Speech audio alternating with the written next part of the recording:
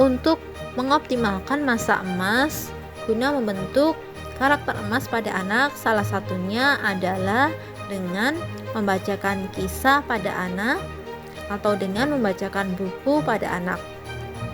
Kebanyakan dari kita mungkin kita sudah mengetahui itu tentang betapa banyak manfaat membacakan buku pada anak, membacakan kisah pada anak.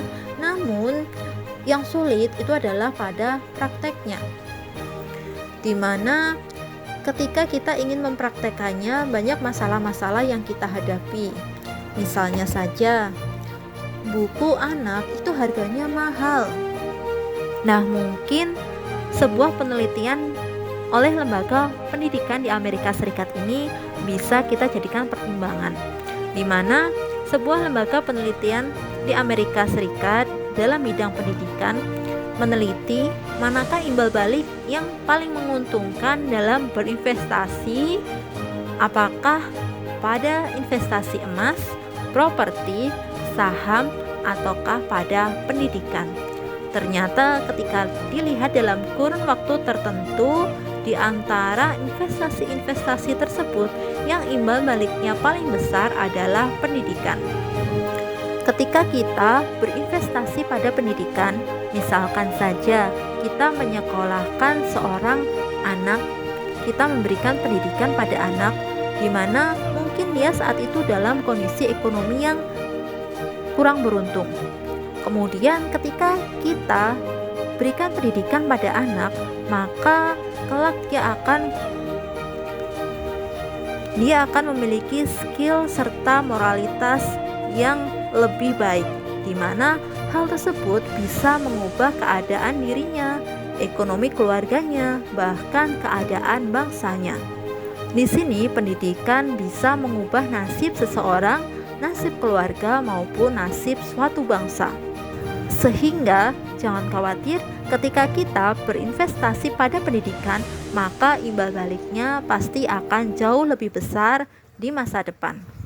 Sehingga ketika misalnya kita berinvestasi untuk membelikan buku anak, itu sebenarnya bukan investasi yang merugi, di mana di kemudian hari ketika kita mampu mengoptimalkan masa emas anak kita, maka di kemudian hari pun anak-anak kita pun akan tumbuh menjadi generasi yang berkualitas.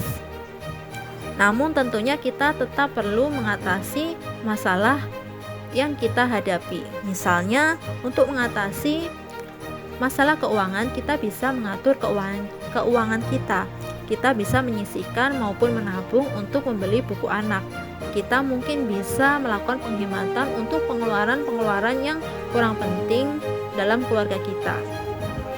Selain melakukan penghematan, kita juga bisa menambah penghasilan, yaitu dengan meningkatkan kualitas kerja atau dengan meningkatkan skill kita, atau juga bisa memperluas jangkauan pemasaran kita jika misalnya kita merupakan seorang pengusaha. Selain itu, saat ini juga banyak sistem penjualan buku yang menggunakan sistem tabungan buku ataupun sistem arisan. Nah, kita mungkin bisa bergabung dalam sistem tersebut. Selain itu, saat ini juga banyak loh buku-buku anak yang diterbitkan secara digital. Namun ketika kita menggunakan buku digital ini, kita juga perlu mengkaji plus minusnya. Dimana ketika dalam bentuk digital mungkin kurang baik untuk anak, dimana anak tak bisa menyentuh secara fisiknya, dan juga kefokusan anak akan semakin berkurang, ditambah juga efek radiasi dari media digital yang kita gunakan. Selain itu, masalah yang banyak kita hadapi adalah masalah tidak ada waktu. Nah, yang perlu dipahami dalam membacakan kisah pada anak atau membacakan buku pada anak tidak memerlukan waktu yang lama, di mana waktu konsentrasi anak atau waktu terbaik anak untuk membacakan kisah itu sebenarnya cukup singkat, di mana kita cukup membacakan 5 menit saja itu sudah bagus ketika kita membacakan buku pada anak, apalagi bisa bertahan 10 menit. Nah, sehingga kita bisa mengalokasikan waktu secara rutin minimal 20 menit secara setiap hari. Waktu ini itu bisa kita cacah menjadi 3 bagian, misalkan 5 menit waktu pagi, 5 menit waktu siang, kemudian 10 menit waktu malam.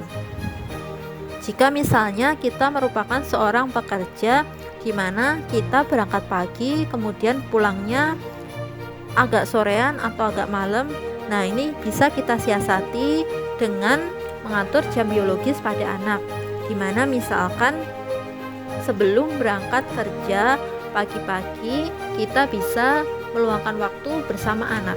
Nah, misalkan hanya 5 menit kita bersama anak bisa kita optimalkan untuk membacakan kisah atau berinteraksi dengan anak.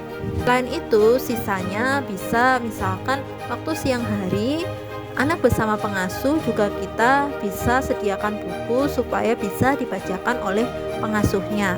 Selain itu, bisa setelah malam hari pulang dari bekerja kita bisa mengalokasikan cukup 5 atau 10 menit untuk membacakan kisah pada anak.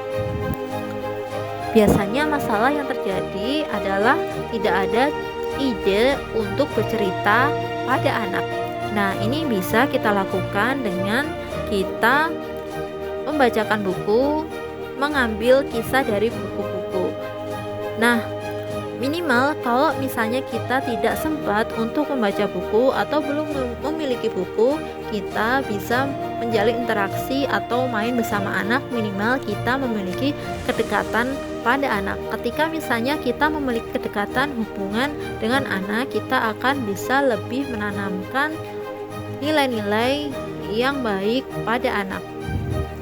Selain itu, yang paling penting dan yang paling mendasar dari semua itu adalah semuanya diawali dari niat.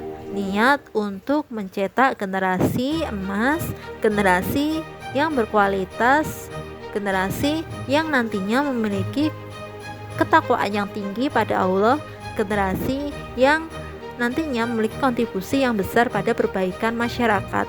Ketika kita meniatkan itu, insya Allah akan banyak jalan terbuka lebar untuk menuju ke situ.